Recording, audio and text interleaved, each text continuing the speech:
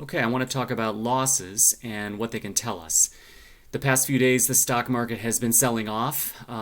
It's understandable. There's been a burst in cases of COVID globally. We've got an election coming up. The economy is uncertain. There's unrest again in certain cities in the United States. So things are kind of bad.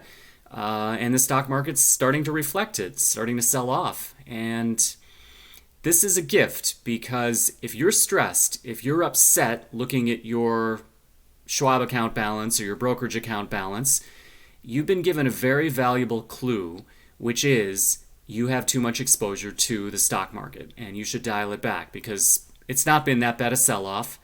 And you can limit and lower your exposure without selling out at the bottom. So think about that. Be thankful for small losses because they give you a window into your soul, into your emotional continence or incontinence when things really get bad. And the bottom line is when things really get bad, you do not want to have to be panicking and selling out at the bottom then. You want to have excess cash, extra capital that you can put to work.